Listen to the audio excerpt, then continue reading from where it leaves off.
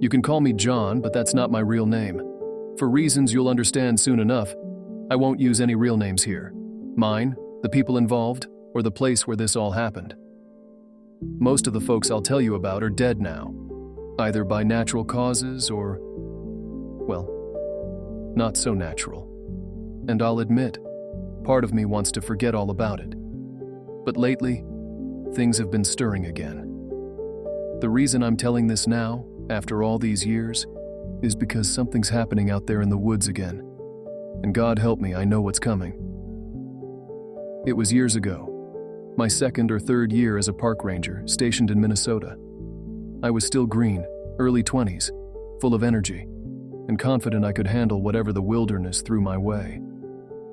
The park was vast, thick forests of towering pines and dense underbrush stretching for miles, broken up only by crystal-clear lakes and the occasional hiking trail. A perfect spot for camping if you didn't mind the isolation. On this particular day, I was part of a team of 8 rangers sent to search for 4 missing campers. They hadn't come back when expected, and no one had heard from them in over 3 days. The deeper parts of the park weren't meant for inexperienced campers. Hell, even seasoned ones had no business going that far without backup or permission. But people don't listen. They never do. We were briefed that morning at the ranger station. The 4 missing campers, 2 guys, 2 girls, college kids, had decided to set up camp in a part of the park that wasn't marked on any of the public maps. They'd gone off-trail, way deeper into the woods than they were supposed to. Their friends back in town called it in after they didn't return on the day they were supposed to. The captain, a grizzled veteran named George, led the briefing. George had been a ranger longer than I'd been alive. He wasn't much for words, but you could feel the weight of his experience in the room. He didn't say much beyond, "Stick to the grid pattern, stay in contact, and for God's sake don't take any unnecessary risks." That was George's way. Always cautious, always prepared. Little did I know at the time that man had seen more than any of us could imagine. The plan was simple. We'd split into 4 pairs and comb the area. Even though we were splitting up, each group would have an adjacent team nearby in case things went sideways. I was paired with George. The other teams were Mike and Dave, Maddie and Mason, and Dillian and Max. We spread out, each pair taking a section of the forest. The deeper we went, the darker it got. At first, it was routine. We walked, searched, called out for the campers. I didn't expect much. Usually, these cases ended with someone wandering too far, getting lost, and then sheepishly turning up somewhere. But as the hours passed, I started to get a strange feeling, like the forest itself was watching us. The further George and I went, the more things felt off. I couldn't explain it at the time. The sunlight barely broke through the canopy above, and the forest grew darker and darker, even though it was still the middle of the day. My instincts were screaming that something wasn't right. I glanced at George, who trudged along silently ahead of me. He didn't say anything, but there was a tension in his posture that I'd never seen before. I've always known George as unshakable, solid as a rock. But that day there was something else. A subtle stiffness in his gait. Something had him on edge. I started noticing signs that made my skin crawl. At first it was the tracks, huge prints in the dirt. They looked like wolf tracks, but far too big. Bigger than any wolf or bear that roamed these parts. Hell, bigger than any animal that should have existed. I pointed them out to George, but he just nodded and kept walking, his face hardening. After 5 hours of moving deeper into the woods, we found something. An abandoned campsite. Or what was left of one. It was torn apart. Tents shredded, camping gear strewn about like a tornado had hit. Pots, sleeping bags, personal items, all scattered around, some of it half buried in the dirt like it had been there for weeks, even though the campers had only been missing a few days. I radioed George, who was about 50 yards away in an adjacent grid, and told him to meet me at my location. I didn't even hear him approach. I was crouching down, looking at the remnants of the campfire when I felt a hand on my shoulder. I jumped, whipping around, my heart in my throat. It was George. He just appeared out of the trees without a sound. "Jesus, George," I said, catching my breath. He ignored my reaction, his eyes already scanning the site. He looked even more tense than before. I could tell something had spooked him, though he'd never admit it. He moved toward the perimeter of the campsite and crouched down, staring at something in the dirt. "What do you make of this?" I asked, joining him. George pointed to a set of tracks, the same ones I'd seen earlier, massive clawed prints, too big to be any animal we knew. "Those are wrong," George said, his voice low, barely above a whisper. I frowned. "What do you mean, wrong?" He didn't answer right away. Instead, he stood up, looking around like he was expecting something, waiting for something. Then, for the first time in all the years I'd known him, I saw something I'd never expected on George's face. Fear. He turned to me, his face pale. "We need to get out of here. Now." "George, what the hell are you talking about?" I asked. But he was already moving, faster than I'd ever seen him move before. That's when we found it. The blood trail. A thick line of crimson leading away from the campsite and into the deep woods. I didn't want to follow it, but George was already on the move. We walked in silence, our boots squelching in the damp earth, following that gruesome path. My stomach was churning, my mouth dry as I tried to keep myself together. About 15 minutes in, we found one of the campers. Well, part of him. His head. It was still attached to a portion of his spine, but that was it. No body, no limbs. Just a severed head lying there on the forest floor like it had been dropped, discarded. The expression frozen on his face. His eyes wide with his eyeballs crushed, the jelly in them drying out. It was like nothing I'd ever seen. Terror. Pure terror. I threw up right there in the trees. Couldn't help it. The sight, the smell, it was too much. George didn't say a word, but I saw the color drain from his face. He went pale, like a man who had just seen death itself. "We need to go. Right now," George said again, his voice firm, urgent. Before I could respond, I heard it. Something huge, moving through the trees. Branches snapped, leaves rustled, and whatever it was coming toward us fast. Too fast. George didn't wait. He grabbed my arm and pulled me, and we started running. I don't know what it was, but the sheer size of whatever was tearing through those trees behind us. It wasn't normal. It wasn't natural. I ran for my life, my heart hammering in my chest. I was tripping over roots, stumbling, falling, but George was practically flying through the woods like a man possessed. It didn't make sense. He was in his late 50s, while I was a former college athlete in my early 20s. But he was navigating the terrain better than I ever could. He didn't look back once, but I did. And what I saw still haunts me to this day. A massive, shadowy figure, almost too fast to make out. It was running on 2 legs, but it wasn't human. It wasn't anything I'd ever seen before. And it was closing in on us. Just when I thought we were done for, the sound of engines roared to life. 2 four-wheelers came barreling out of the trees. It was Dillian and Max. They had heard our frantic radio transmissions and came to find us. They were just in time. George and I jumped on the back of their ATVs and we tore out of there, speeding through the woods as fast as we could. I didn't look back. I couldn't. Whatever was chasing us was still out there, and I wasn't going to risk seeing it again. We made it back to the ranger station, shaken, breathless. George disappeared into his office immediately. I tried to calm down, pacing the room, but something gnawed at me. George had been acting strange the whole time. Secretive, like he knew more than he was letting on.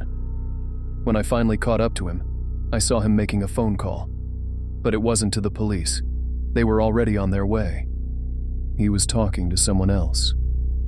Someone important. I listened at the door.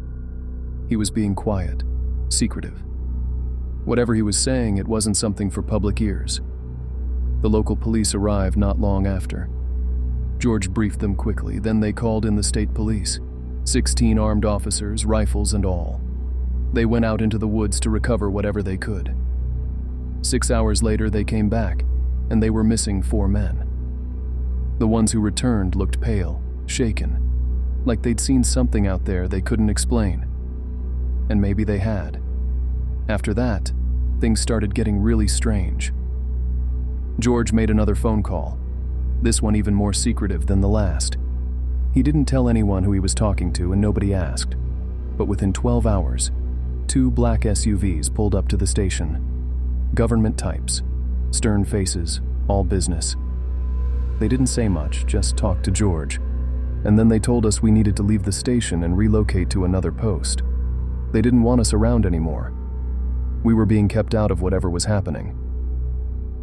As we packed up to leave, I saw 2 black helicopters fly overhead, heading in the direction of the forest. They were military, no doubt about it.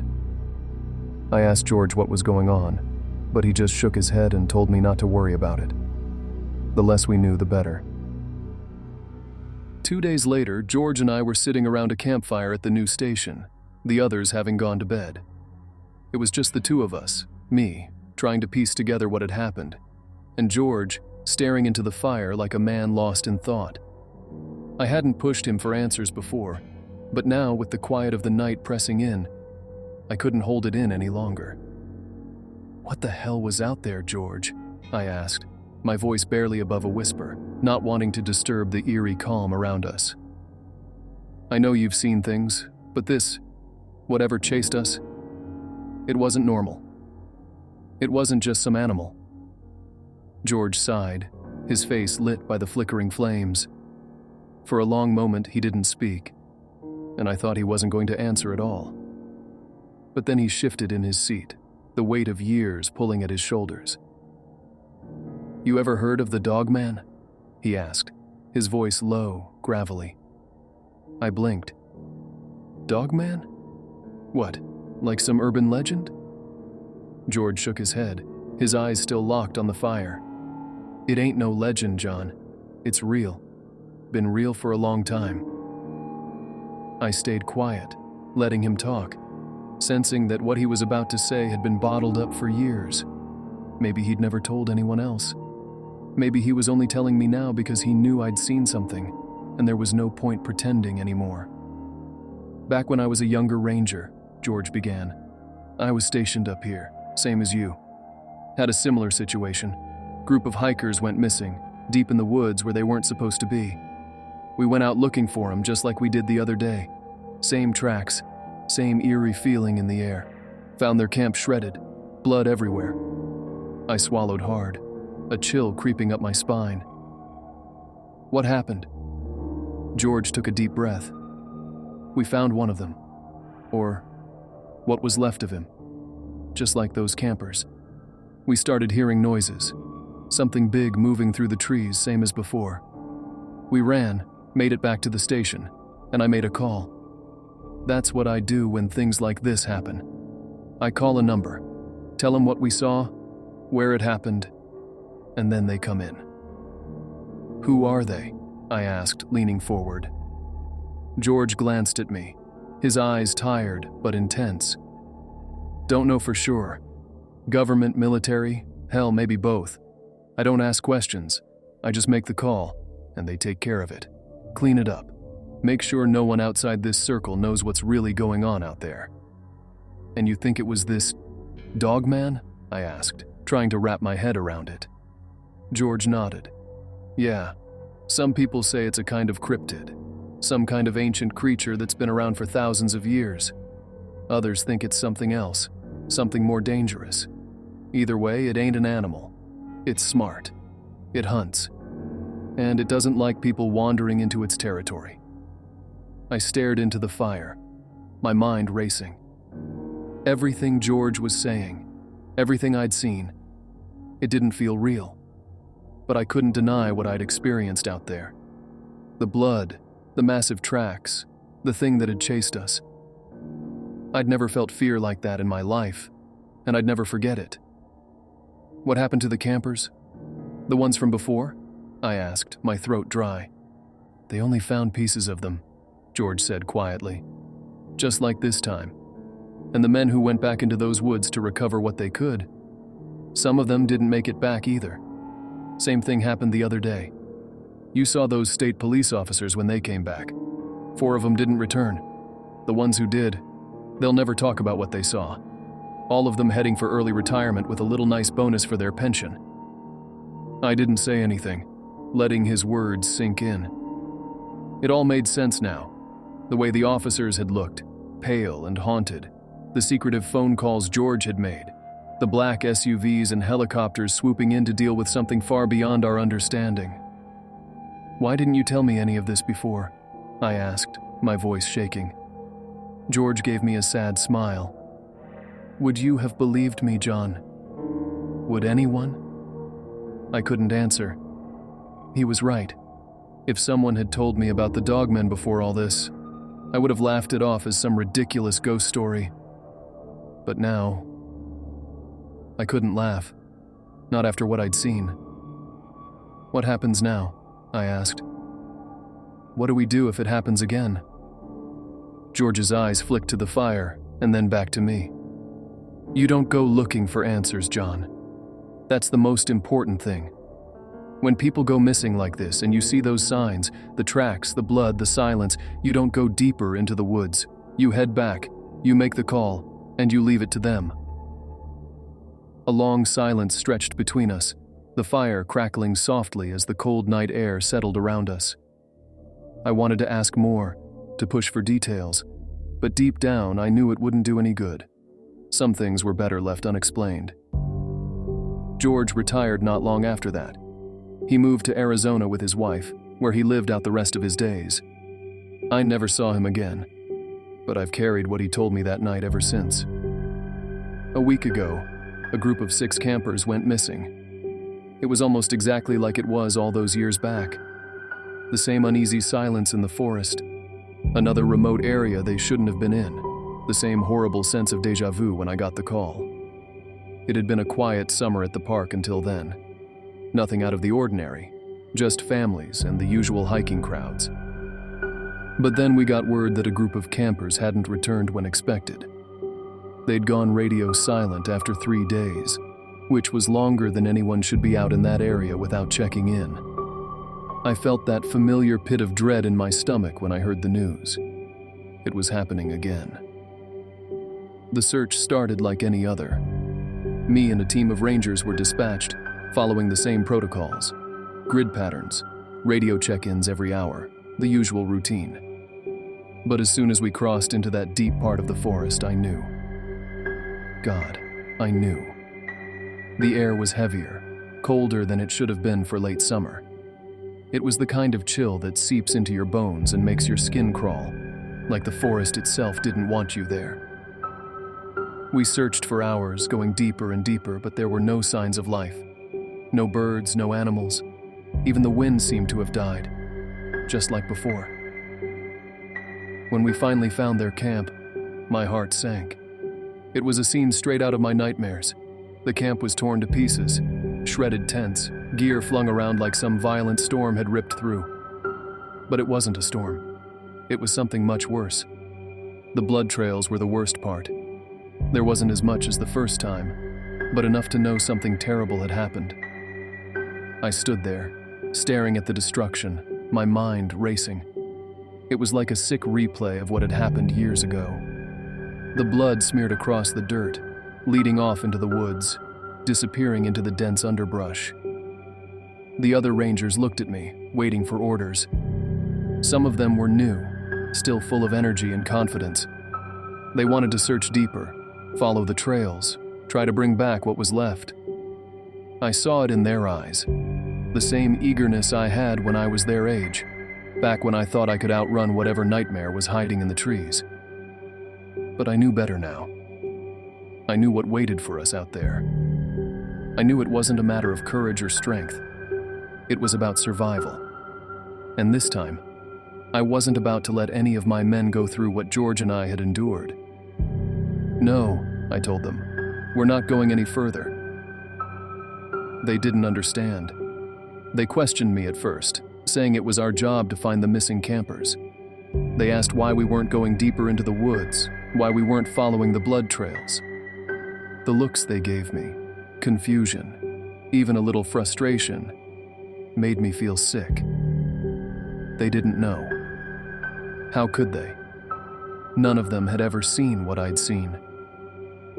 "We need to get back to the station," I said, my voice firmer this time. "We're done here." Some of them hesitated, still unsure. But when I gave them the order, they listened. Slowly, we packed up and started the long trek back to the station. I kept glancing over my shoulder the whole way, half expecting to see something moving in the trees, something big and fast, watching us from the shadows. But we didn't see it. Not yet. When we got back to the station, I didn't wait. I sent the other rangers home, told them to get some rest. Once they were gone, I did what George had taught me all those years ago. I pulled out my phone and made the call. It's always the same number. No name, no identifying information. Just a number passed down from ranger to ranger. A line that connects you to someone on the other end who knows exactly what you're dealing with, without you having to explain. When they picked up, I gave them the details. I told them where the camp was, what we'd found, and what I suspected. There was no need to elaborate. They already knew. The voice on the other end didn't ask questions, didn't offer explanations. They just said the same thing they always do. "We'll take care of it." That's when I knew it was out of my hands. Whatever was coming next wasn't for me or my rangers to handle.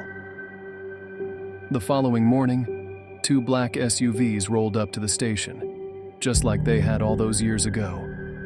The same stern faces, the same silence as they filed into George's old office, the one I now sat in.